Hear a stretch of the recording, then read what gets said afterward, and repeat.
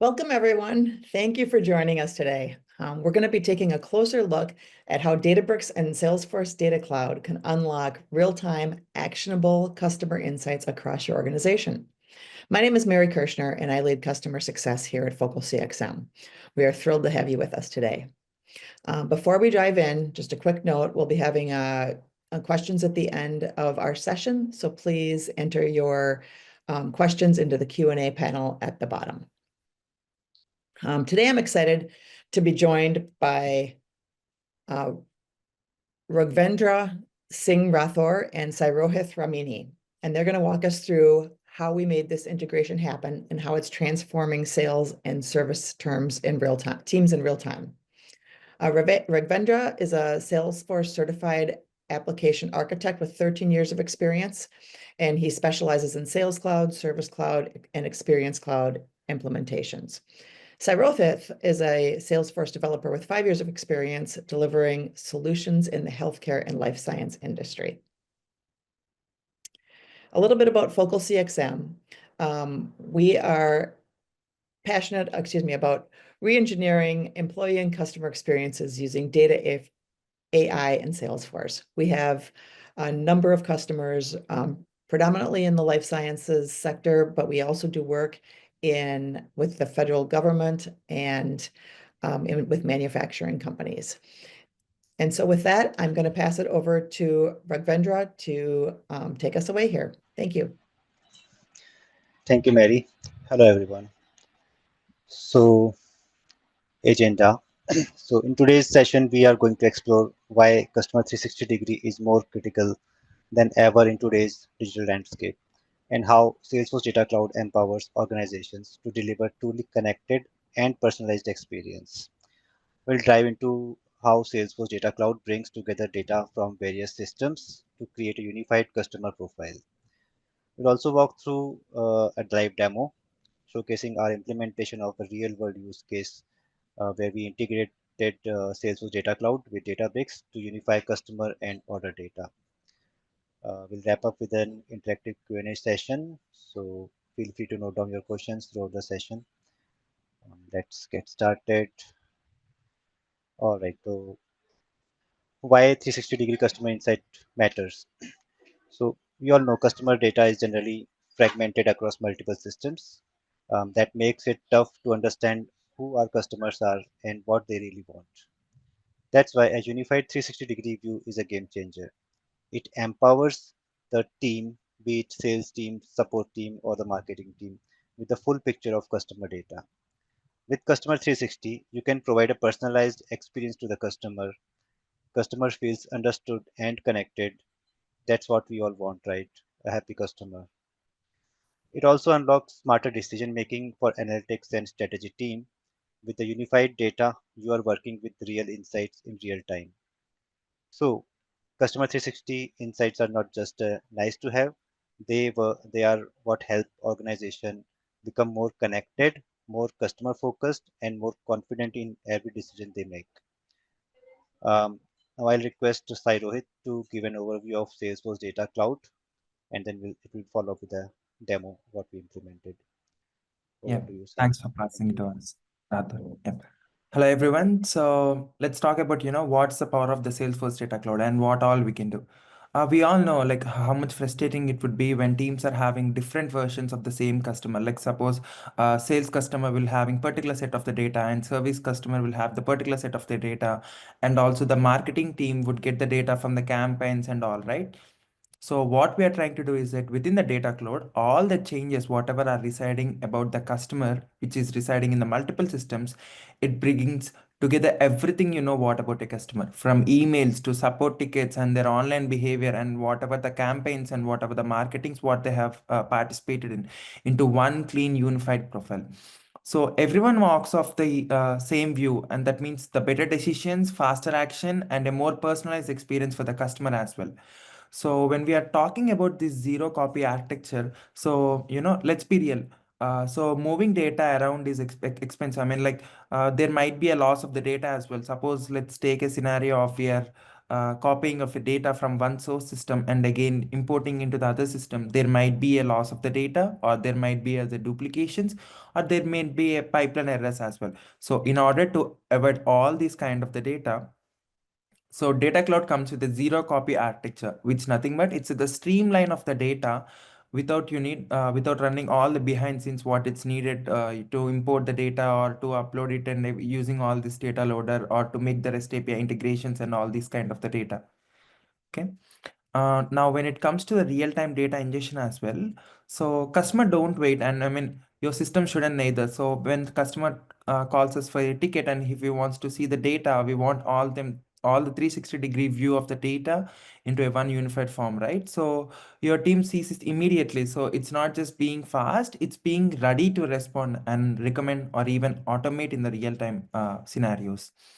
So when it comes to the native AI, and finally where we get all the data, and it's not just for the dashboards or it's not just for taking the reports, because Data Cloud is native to Salesforce. It's already wide for AI and automation, whether you're bringing the predictive models or creating smart segments to publish the data in the external target sources or triggering actions based upon the customer's behavior.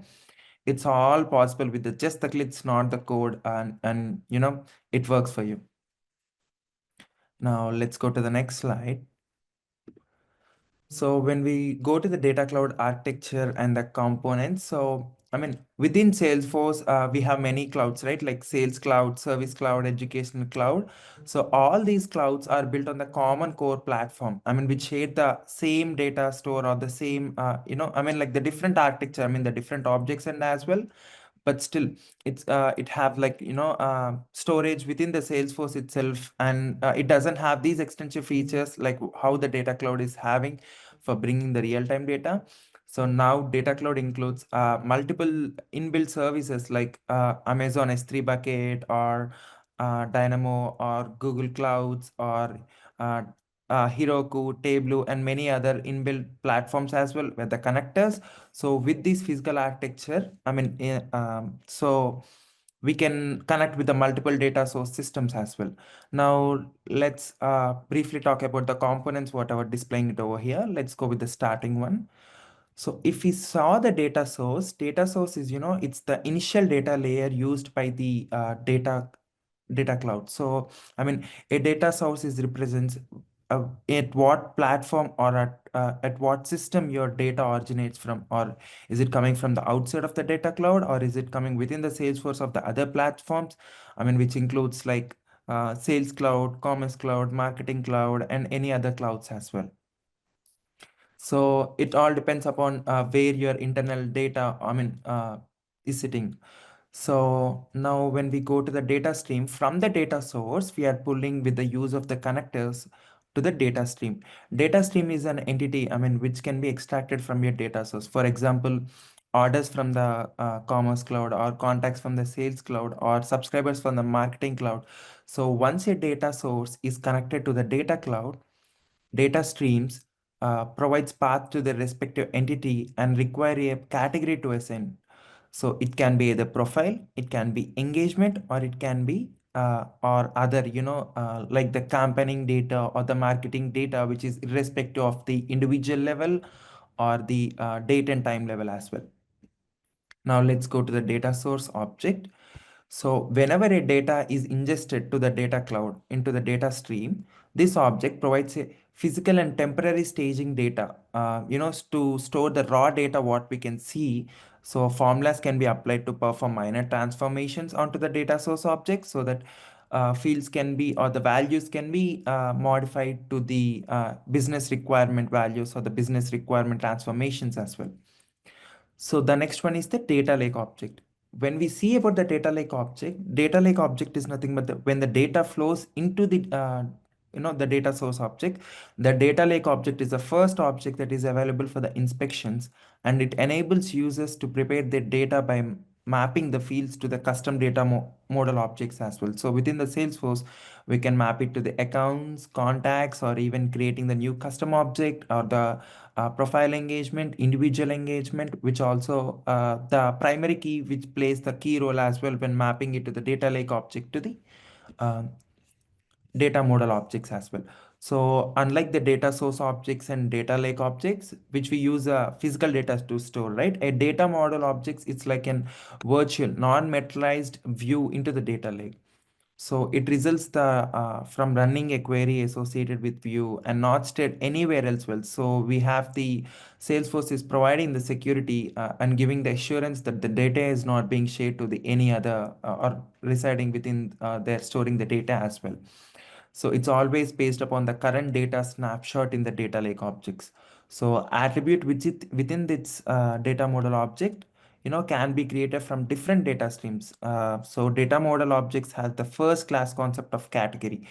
Instead, the category, category is nothing but, as we discussed previously in the data lake objects like profile, engagement, or other as well.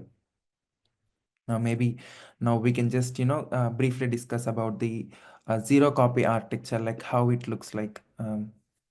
Yeah, I guess it's the different slide number 8.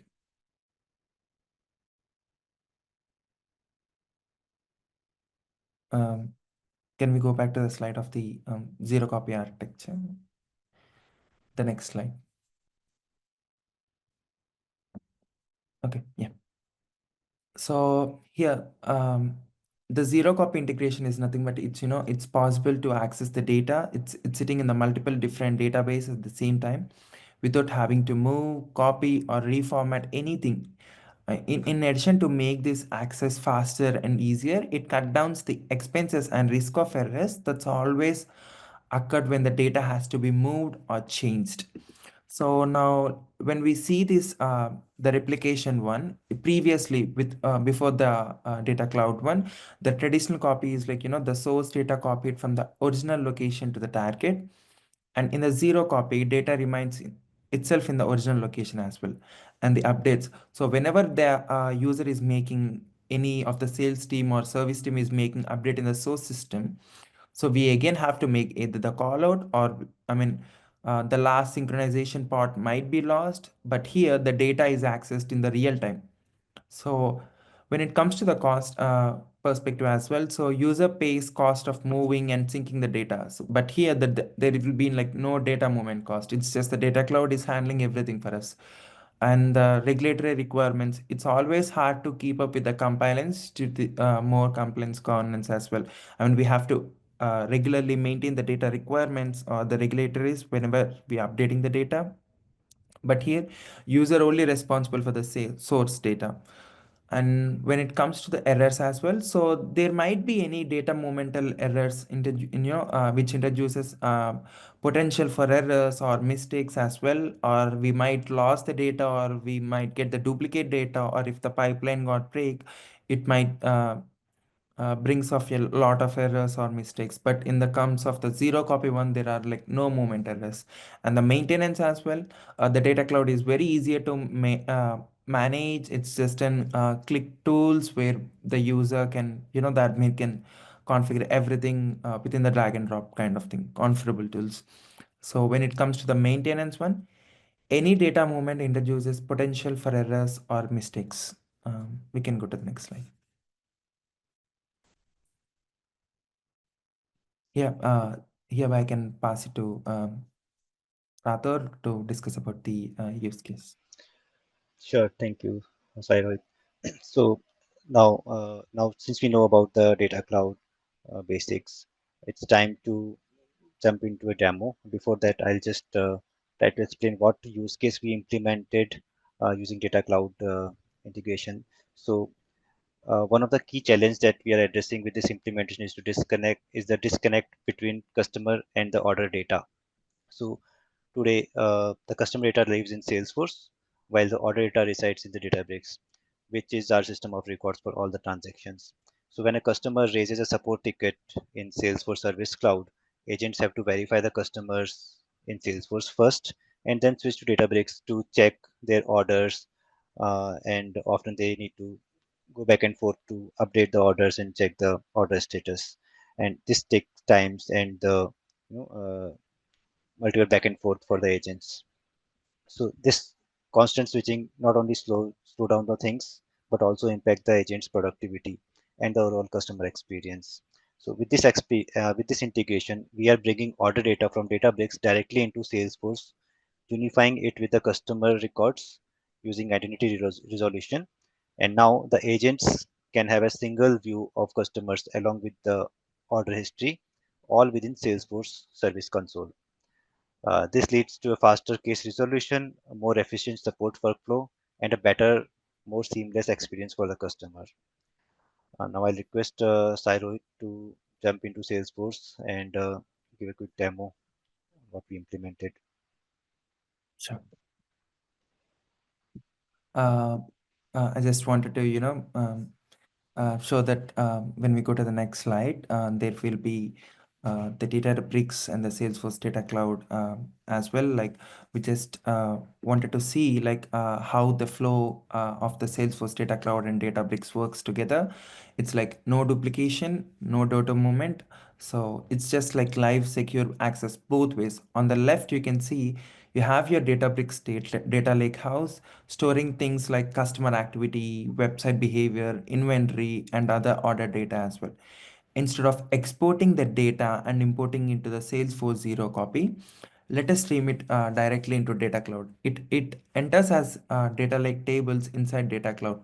Things like website, data, sales data, and customer profile data. And from there, it gets harmonized into many meaningful structural records as well. So, but it's not just within a one way with zero copy. You can also go to the other direction as well. Let's say Data Cloud has enriched insights like an unified customer profile or calculate the lifetime value. So it can have the bidirectional setup, means you can every part of your tech can move to the Databricks systems as well. So Databricks can become more customer aware, and Salesforce can becomes more data rich, all with cutting down on cost, risk, and delay. So whether you're building the AI agents, targeting campaigns, or optimizing operations, zero copy ensures that right data is available without the compromise. Now I can just, when we go to the next slide, I can quickly show you the demo. Let me take the screen.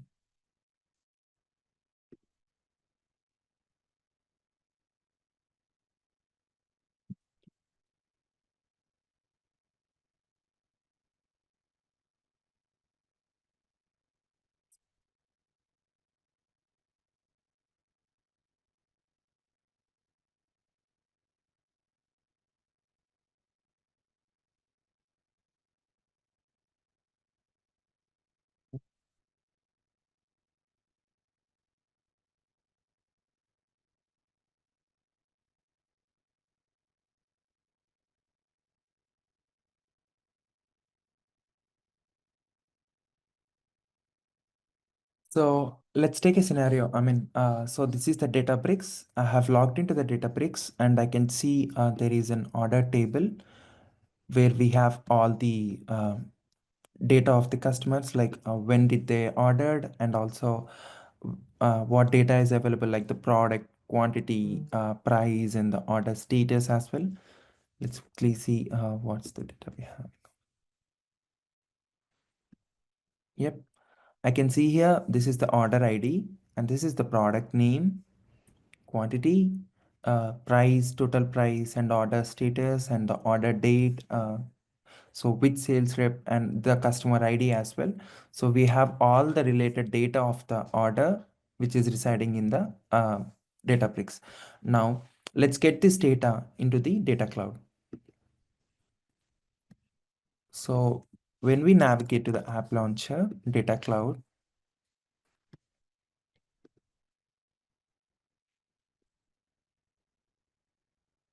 go to the setup, Data Cloud setup, and in the quick find, we can search for the connectors.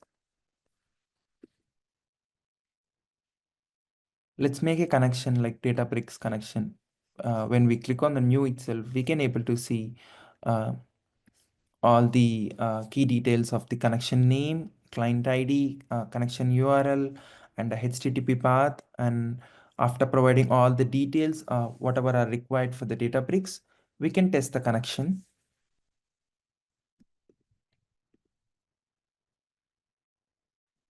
We can see the connection is successful.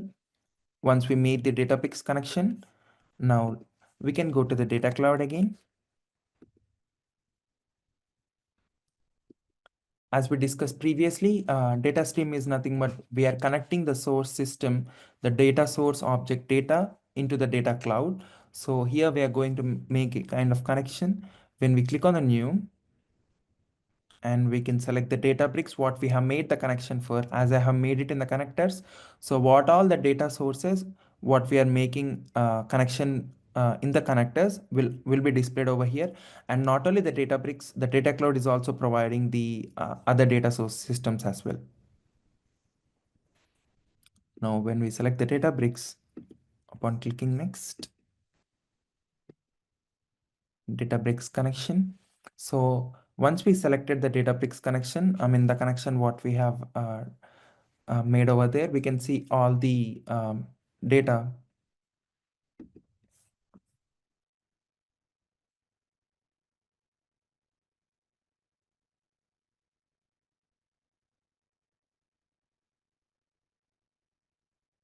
We can see over here, order table is displaying. Upon clicking next, uh, we can provide any the object name, the new data stream name as well. Like for suppose data. And the category is nothing but when we click, when we are going for the profile is nothing but it represents an individual, like an account or the contact, or the person who have the customer ID and all. So that can be selected for the profile level. And the engagement is nothing but when you are dealing with the date values or the date time values or the specific action when it needs to be executed, or such as like click or purchase taken at specific point of time. So these all data can be considered into the engagement. And other is nothing but when comes at product information or the marketing information or the engagement information in your websites, all these data can be saved in the other category. And when we let's suppose as I'm having the customer ID, you can see as we are having the customer ID in our order table. So I just wanted to have it as a profile category. And in the primary key, I can specify the customer ID is the unique key, which can be considered as a primary key. Next. Yeah. So we can also set the frequency of in the real-time synchronization when the data always needs to get synchronized into the data cloud. Let's suppose the frequency, it can be set for every 15 minutes or every 30 minutes or hourly, 4 hours, 2 hours, or daily or weekly as well. It depends upon the business requirements. And even we can set at what point of time the data needs to be synchronized again. So upon clicking deploy, we can see I have already created a connection over here with the name of the order table Databricks. So I can see the refresh history as well, like the data stream status as active, last run status as success, and it was last run on this particular date. We can also manually refresh whenever we wanted to have the data synchronization immediately kind of thing. So if we click on the refresh now, I can see the data stream has been started. And on the details, when we go to the details, we can see that the number of records has been added and the total number of records as well, and how many records were processed from the data source systems as well. So this gives us the connection details, like what is the source system and what is the connector what we have provided for this data stream. Now when we navigate to the data lake objects, so whenever we made the data streams, data lake objects will be created automatically. So within the data lake objects, I can see I can also map to this our custom data model objects as well. So to run the reports or to make it as a data space segments or to uh, make an identity resolution set as well. So all these can be made it in this data lake objects. If we go to the details over here, it gives just the replication of the data in the data stream, like we have the 100 records. Now let's see how we can map it to our custom data model objects. Clicking review. I can see that this order data table Databricks connection is mapped to our custom data model. We can also map it to our standard data model objects as well. Let's suppose I have an account.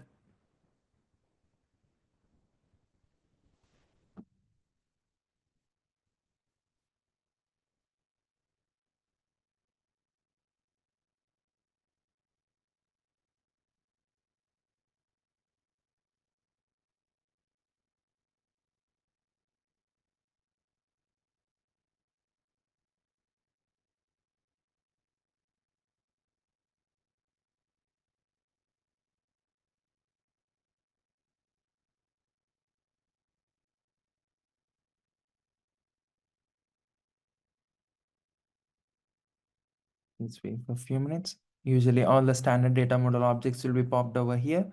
And also there will be an option to create a new custom object as well. Yeah. You can see we have all the objects related to the standard data model, and we can also see the account, action plan, and also the contact point as well. Account contact, contact point address, contact point email. It depends upon all the source data what you are having over here. And we can also create a new custom data model as well. We can create the new custom object like order.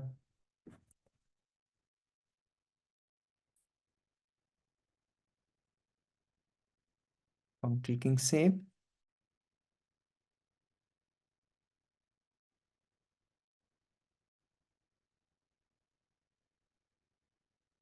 Yes, we can see that Data Cloud is inbuilt. It's giving a feature to create all the custom fields as well. When we are creating the new custom object, we can also see that all the new custom fields were also created over here to map it to the particular source data. So for now, as we having already mapped it to the order table Databricks connection object, create this data.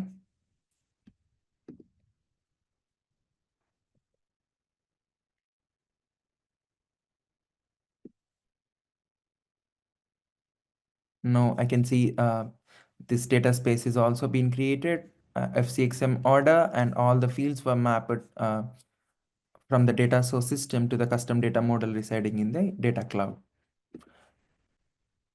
Now I can see even the new data model object is created as well. And here it gives the status.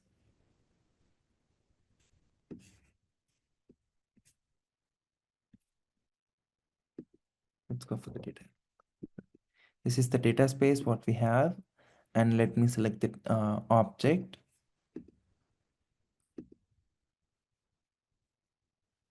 As we can see here, we are receiving all the data which is residing in the Databricks.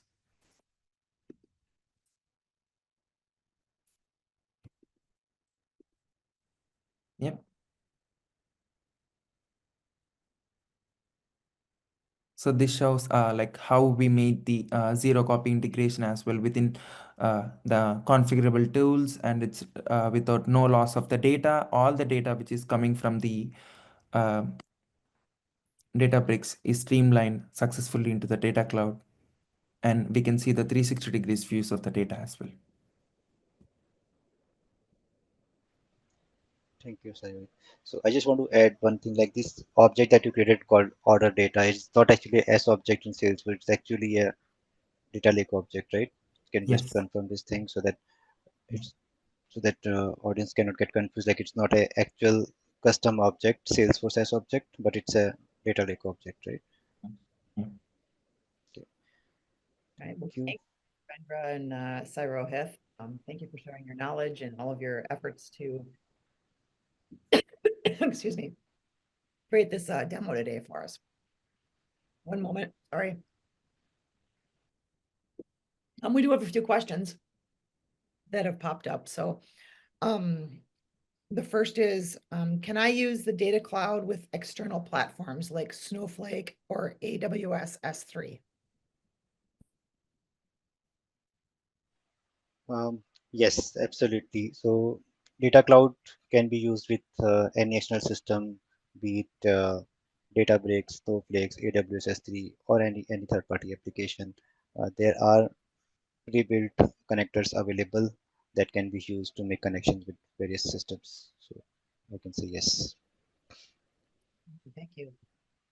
How does Data Cloud relate to other Salesforce products?